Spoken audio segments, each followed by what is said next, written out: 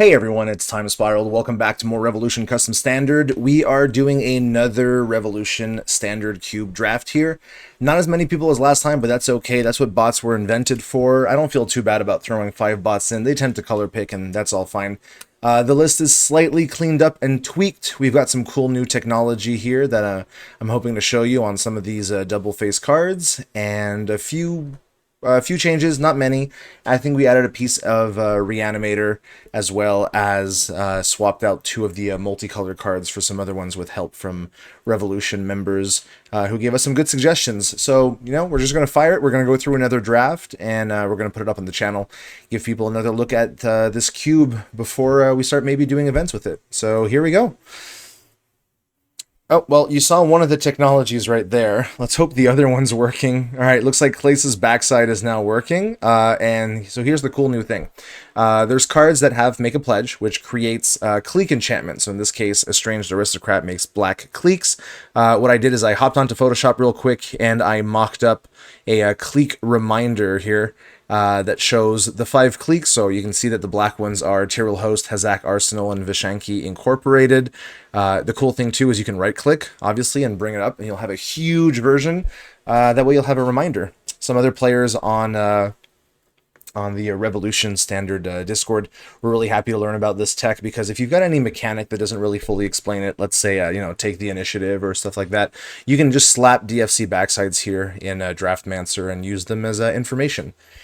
Anyway, with that said, let's look at what we have here. I believe last time we were in blue-red spells, so I'd very much like to draft something different. So what I'm actually going to do is I'm going to pick a card that's not necessarily what I would normally take, but I want to see if I can get a white-based aggro deck going. We've got cards like Clace here, who's a 2/1 when he attacks, another target attacking creature gets indestructible. Pretty good. And whenever a Planeswalker control enters, you can exile him transformed. That one's a little harder. But this Prince of the Pride is a 0/1. At the beginning of combat, you pick a non-legendary creature. It becomes legendary in the champion. And at the beginning of your end step, you put a counter on your champion. So if you pick it as your champion, it grows pretty quick. I'm pretty much a big fan of Prince of the Pride. Maybe Clace wheels back. We'll see. There's also Swift Reproach, and I wouldn't be too unhappy to dip into red. So let's not spend too much more time. I'm going to go with Prince of the Pride here. Again, not necessarily the be-all, end-all best pick, but I do want to try and see if I can push towards certain archetypes to see if that works. There's lots of cool cards here. An Eidolon of Empty Thoughts would not be horrible. It's not exactly what I want. Fall of Tracks is pretty good as removal. Remnant of Valor, +1/+1 in Vigilance. You can see that really cool Ruin border here, which I believe is an artifact and a land subtype. So they turn into creatures if you spent the amount of mana listed into spell charge. So it's just kind of like a cool anthem. But the card I'm really looking at, and I'm thinking won't be much of a surprise for anybody, is Melon Defense Attorney. So this is a very contentious card right now in the cube. I definitely am leaving it in until we get some games played of it, because this card is just absolutely bonkers. The clique can always be against what your opponent is running. Of course, if you're running into them blind, you won't necessarily know what to pick, but you get 3 out of 5 shots, right? And then the fact that it gives hexproof and unblockable, really, really good. And of course, the clique enchantment is just pretty powerful. There's other stuff I like here, like Imperial Tour, but I think what I'm just going to do is pick this Melon Defense Attorney, and I'm not going to be upset at having a 1/2 here. So we've got cool stuff in Seal Away as removal. If we were going more burn, there'd be Magma Flow. So here's one of the new cards that we shifted in, replacing another black-green card. So this is Spiky Jack's Gravetiller. I initially kind of like... whoops, sorry. That's a silly alarm going off here that I'm just going to stop. The thing about Spiky is that I kind of like misread sort of the thing. It's not that hard to exile 2 permanent cards from your graveyard, and the rest of the package is just kind of nuts, especially the cast it from the graveyard. So I apologize, Spiky. I'm happy to have you here. I'm actually kind of looking at Voice of Utopia just to keep kind of forcing the drops. I do think this could come around, though, so maybe I just grab this Seal Away or this Smart Shopper. Berry tokens are always pretty good. Like, they do chip in quite a bit of additional damage, and I could lean instead into the white-black artifact aggro deck. Like, this one's fine. I don't think anyone's picking it early unless the bots do, but then, that's a bot problem, not a me problem. Seal Away is kind of great. I think I'm going to go for Smart Shopper over Voice. If I do get the artifact cards, I'll be very happy to have it. And then afterwards, the other Voice of Utopia I think is pretty replaceable. Mobilization Technician, not bad. 4/4 for 4. The level up is decent, and then it becomes a 5/5. Other creatures control get +1/+0. I like it. I would like to stay a little leaner. Welcome Eviction is quite neat. Obviously, costs X less for X's number of planes you control. So as soon as you get to like 3, 4, if you're mostly mono white, this becomes a pretty good piece of removal and plane cycling early. I think I'm just going to grab this Welcome Eviction and kind of solidify the fact that I want to be in heavy white. Now, obviously, I want to be in heavy white aggro. Bind Life to Steel is a good way of getting back a lot of stuff, and they all become artifacts, which is quite neat. Magnetling Unlimited feels great. It's just a generic Illusory Savior. I think there's an extra enter here, because there's definitely a lot of space above Exalted. I'll have to go and fix that as soon as I get the chance. It's a 2/2 with Exalted, so you know it attacks as a 3 if you're just going by itself, and of course you can choose another creature and save it. That's not horrible. Nerul Blade of the Ancients hits like a truck, right? It's a 2, and then it has Equip 4, and it gives +4/+4 trample ward 4, but I don't know, sequencing that mana seems pretty hard. And yeah, it can become an 8/4, but I'm never spending 8 mana in one turn. Army of Tracks, obviously a really insane top end, but I don't think I'm going for that kind of top end. I think the 2-drops, the 1-drops are more replaceable than a really good sideboard card like Bind Life to Steel. I actually want to take this early. I'm really happy with how it plays in Constructed, and I'm not unhappy to have it here. And hey, look, talking about it, here's Kitsune Matriarch. This is going to work great with Melon. This works great with Smart Shopper. Very happy to have it here. We're going to keep looking out for more tokens and go from there. So yes, we could dip into red. There's Hero in the Making. There's Fabricated Anomaly. Fantastic cards. Iara, Blessed Heart is not bad as another card that has favored. Gains Double Strike. I'll be honest, base power 1. 1, 1, 0. That counts though. 1 or less. I kind of like Screeching Grauku, not gonna lie. I'm passing up some strong red, but if I can force my opponents to be in those colors, I can prioritize the black. I'm going to take Screeching Grauku here, trying to really stay mono white. Speaking of staying mono white, Lost Resistor, Ofuda Mistress, Darisha Stack Exec. Oh boy. So here's the thing. I think I would normally want to go for the Lost Resistor. Obviously, it works really well in the artifact deck, but when am I going to get the chance to play a Darisha deck, right? The quadruple white is really nuts. It's a Vigilance 5/5 for 5, and then enters or attacks, you keep getting stratagems. I think I'm just going to take it. If I can end up mono white, I will be very happy to have that. Okay, now the problem is both the cards I wanted came back. It's a pick between Clays. I'm not finding other Planeswalkers, and a 2/1 is great that gives it indestructible. I do like it, but I do want to value really premium removal, so I am going to pick up the Swift Reproach here instead. And then I believe I'm going to take the Containment Seraph over Remnant of Valor. Exile, yep. 2/1, and then they draw cards and gain X life. It's just removal on a beater. I quite like it. Yes, Imperial Tour lets me pick up Melon or Darisha, though.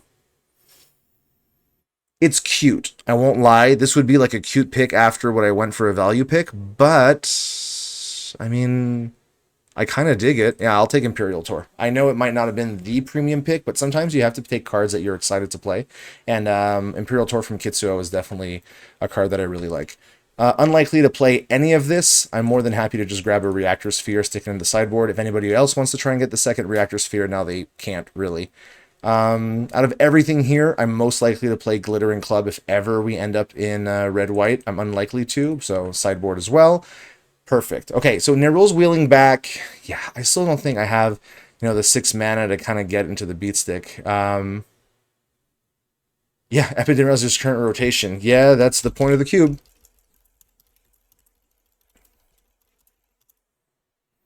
I'm going to take the Savior. I'm very happy to have it here. Map is fine. Unlikely to play it, so sideboard for now and Wind Beaten Stone. Seeing the red-white gives me hope that like nobody else is kind of in red-white aggro. So look at us. We're in pretty good shape. Smart Shopper, Matriarch, Melon already giving me a pretty big white-black hard suit kind of feeling. Hopefully we can pick up some of those cards. I'd be more than happy to be mostly white with a touch of black, maybe just for 1 or 2 cards. Let's see what we get. Won't lie, not great. There's some good cards not in our colors, right? Sligo's the body binder actually hits pretty heavy as a flying favored 3/3, and then whenever another legendary non-token creature you control dies, you can exile to create a token that's a copy of it with no name, not legendary, and is a zombie. So this card's really, really great. Do I want to commit to black is the question. Black hasn't been wheeling around great from what I've been seeing, right? So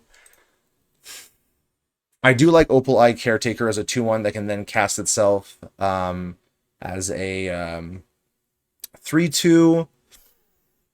Enter this turn and wasn't cast from your hand. So this would work with token creatures. If I can find some cards that make tokens, I will. Okay, I'll take Opal Eye. Yeah, Sligos is great, and there's other good cards here as well. But sometimes, if you have the ability to force monocolor, like it's so rare that I get that opportunity. Definitely want to give it a shot. The only white card here, unfortunately, though, is Ayeshi's Agent. Not that it's a bad card, because again, it's a flicker, works great with what we just picked up. Whenever one or more cards are put into exile from graveyards and or the battlefield during your turn, you get a 1/1 blue bird. It kind of actually does a lot of what I like. So hey, shout out to Grapple for helping me get an artifact land frame here for Warpway Rings. Ended up looking really pretty, so I'm really happy about that. In generic, there's Takashi City on the Wind. It's a 4/4 for 4 flying crew 2. When it attacks, you draw a card for each creature that crewed it this turn. Then you can put any number of land cards from your hand onto the battlefield tapped. That's pretty cool, actually. It's pretty easy to crew as well. Look, it looks great. I think I'm still going with Ayeshi's Agent. Obviously, I like that it has tokens. I like that it has the flicker. There's quite a few things I like about it. Agent it is. Okay, Gone Picking isn't bad. Tyranny of Tracks isn't bad. As a pretty flexible piece of removal, right? Tap creature, or if it has toughness 4 or greater, I quite like that. Shattered Throne is good for getting your cards back, especially when you have really cheap ones, but it's 4 mana kind of do nothing artifact. I really just kind of like Gone Picking here. It's just a flexible piece of removal. Maybe we can get back Tyranny. Like I said, we're not really seeing a lot of white, but, you know, oh, okay, well, never mind. Here's some. And they're pretty okay. What do we got? Archon of the Legion is a flying 3/3, but with favored, and whenever your champion attacks, it creates a 0/0 army. Okay, it's slow. Chronicle is 3/1/1s, exile a non-land permanent, or put a counter on all your creatures. I think the 3/1/1 whites are just kind of what I like from this. I'm not unhappy taking it here. Serve Again is so great.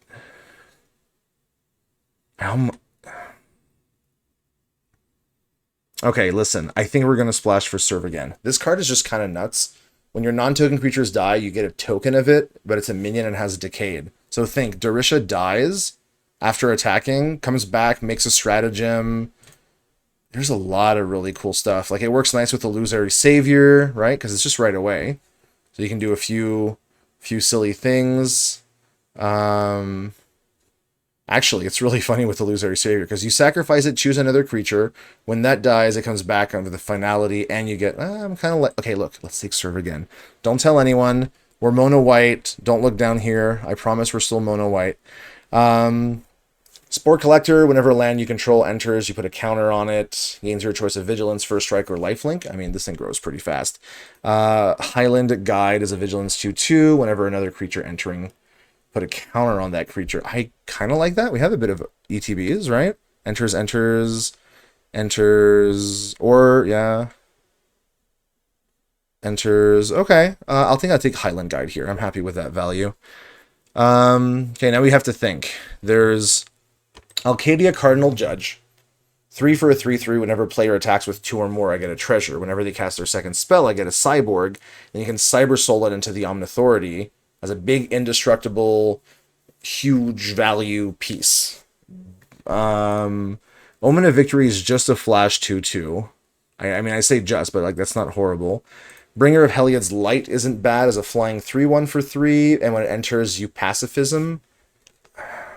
Okay, I think I prefer this, especially because we're finding a few flicker pieces, and Bringer seems like not a bad addition to that. All right, well, it was bound to happen sooner or later. Here's a pack where nothing specifically means we can play it, but let's check out Trollkatos. Remember, this isn't too bad. It's a 3/1 for 3. You can cast it without paying its mana cost if your devotion to black is 4 or greater. Unlikely, but it is a 3/1 death touch. And when it deals combat damage to a player, you draw a card and lose a life. That's just fine. Let's put it in for now. Oh, well, hey, I could be the one with the second reactor sphere. That's funny. But I do think I like Sculptor's Replica here. It's a 2/2 that makes tapped OOs. Their base power is 0, which means that it works with cards like Screeching Grauku. And in limited, I think this card can get out of control. I think I'm just going to take the Replica here and be pretty happy with it. Here... Like, I'm not really going to play a Time Worn Crags where I need a quadruple white density here on one of my strongest cards, but I mean, I'm probably not playing Willing Acolyte, like, whatsoever. Am I playing this? It's a 4/4 for 4. If my devotion to white, I create a 1/1, like, it's not horrible. I'm not getting the other value, and I'm not looking to 5C it, but, you know, 4/4 for 4 that attacks makes a 1/1. Could be worse. Okay, look, I'll take the Shrine Guard. Could be an easy cut if ever I need it. And okay, Takashi City on the Wind comes back. I'm kind of happy about that. We can crew with lots of small things, get a bunch of lands if we really need to. That's not bad. No white-black land, so I'll just take Shattered Throne. Don't think I'm playing it, but I will have it in the sideboard. And look at that. Rewarded by getting back all the cards that we think we could have used.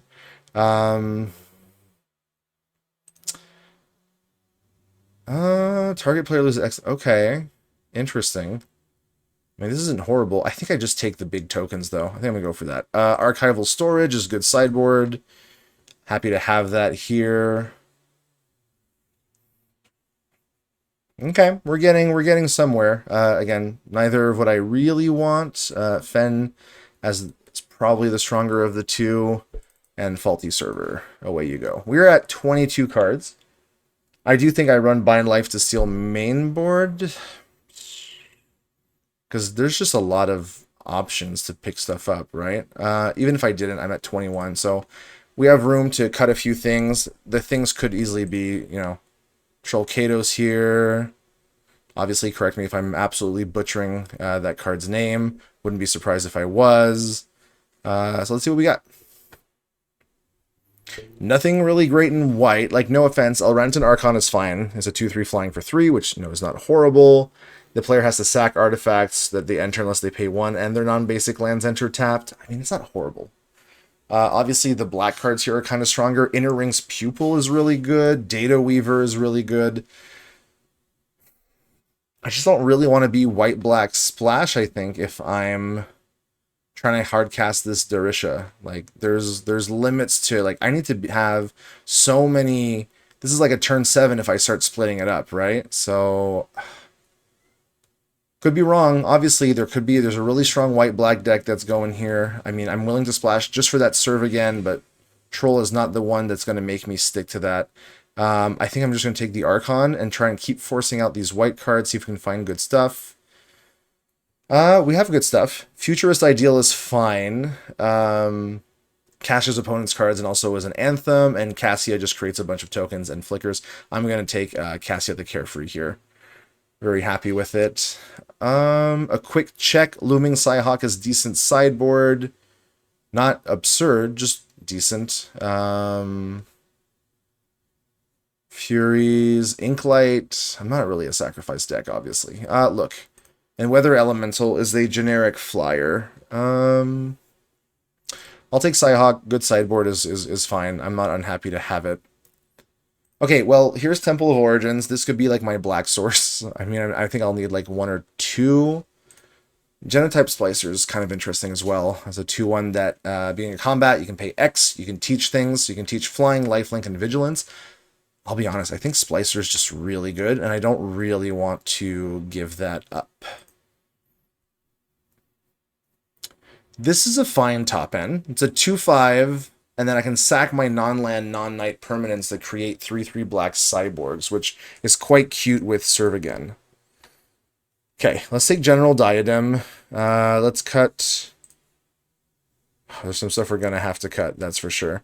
Looming Psyhawk is one of them. Implacable Shrine Guard. Okay. If we have to cut some other stuff, I'll be a little sad, but, you know, it is what it is. Nothing here is I'm going to be playing it. This is another one of those cleat cards. Like, these are great cards. Scrapyard Mecha is great. Grant is, like, these are all great. But, you know, generic but expensive artifact and sorcery removal, artifact and enchantment removal. Look at me thinking I'm destroying sorceries out here. Yeah, no chance of that. Okay, well, good news is we're not getting a lot of white cards, which is fine with me because I'm kind of running out of stuff that I want to do with. Look, I'll take Catabolus here, even though I don't think I'm playing it. The fact that I can pay 1, sacrifice Catabolus, and then return if a card left your graveyard this turn. So I just need one return. Okay, I'll pick it. It's not going in the main board. A card left your graveyard. If a card... Archival storage could do it. What do I have that returns?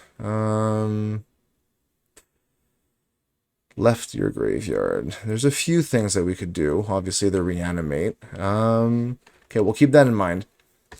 So there's the new reanimator I put in. I did have to put new art. No offense to the original art, but it has like a giant zombie with sagging tits, and it really like made me feel uncomfortable having that in a set. I don't think that's like art that I want to be seeing a lot. So you don't notice it if you're looking at it from a distance, but when I had to get, you know, the full arts, I was like, no thank you. So instead, we have a big dragon coming back. So hopefully that's fine. So this is Chosen of Heliod. It's a first strike that ETBs and blesses, which is +1/+1 pro creatures, and then you can keep blessing. That's really not bad. Plasma Strike is decent removal. We were at what? Swift Reproach, Gone Picking, Welkin Eviction, right? Chronicle of Bequeathal. We have a few things. We are at 24. I mean, I can cut Archon, find room for Chosen. We're going a little up on the curve, but these are like solid enough cards.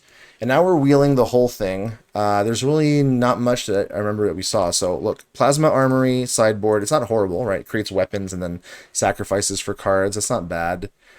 I'm not playing Mirage Island, really any of these. I mean, the card that I least want opponents to have. Geez, I don't know. None of these are like absurd. I guess we'll cut Warmonger. Okay, well, hey, Weather Elemental, if I do want the generic. I'm actually happy to have Temple of Origins. I will be playing Temple of Origins. And again, no drafter is perfect, and sometimes, like I said, I want to try something out. I don't get the chance to play mono white aggro, especially, you know, with bots in the draft. I wasn't 100% sure if this would work very well, but this seems fine. Like, I kind of like what we have going on here. Few early things, lots of token makers, some flickers, some like, there's lots of little like side packages, and I like having just one copy of Serve Again. It's quite nice. Geometry Stabilizer searches for a basic land card and caches it. Neat. Unlikely to play it, but in the sideboard it goes. If someone picks up a Rabura Goliath, whoops, so be it. I guess I can't right-click once this is loading, so too bad for that. So, like, yeah, the big cards I got in here are, like, Melon... Milan, probably, because I think Melon is definitely not... You know, like, let's put Dorisha as, like, one of our star cards, I think. Really don't have anything blue here that I care about. But, I mean, buy Lucent Basin and Vishanki District. Okay. Yeah, I mean, let's put Dorisha. Cassia is just so much value. I'm happy to have those two, and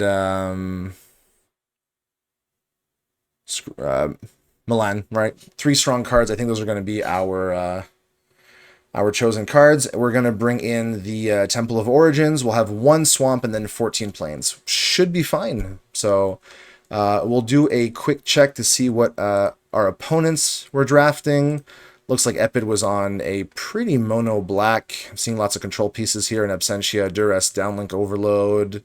Maybe splashing white for some of these removal, or not. I mean, the mono black stuff is great. There's the Data Weaver, Life Hacker, Slink, Skycleaver. Good stuff all around. And then Splash Cat, I cannot tell. I think, oh, okay. So I think Splash Cat's 5 color just grabbed all the lands and all the best, like, kind of like green ramp. I say green ramp, but okay, well, sustainable investments, Mapper's Wanderings. Okay, it's just like play all the colors? That's really interesting. All right, well, hey, the bots seem to do okay. Mostly blue, mostly green. Good job, bots. Thank you for not making this too weird. Blue-red. And then sort of like a Naya here. Oh my gosh, this one looks a little juicy. A little soupy, I mean. But hey, had a great time. Love drafting this cube. I'm glad it came together well. If you enjoy it and want to play this format or this cube, you can come on down to Revolution Custom Standard. I'm sure we can find a way to start playing some events. These cards are in the Cockatrice format after all, right? So very playable. And again, the neat thing is I can also cast the backsides, right? So this is also another piece of removal if I need it to be. So yep, good stuff all around. Not unhappy with this deck. So thanks for tuning in. I'm going to go share this in the Discord. And yeah, stay tuned for more cube drafting and more Revolution Custom Standard content throughout the month and the summer. Take care.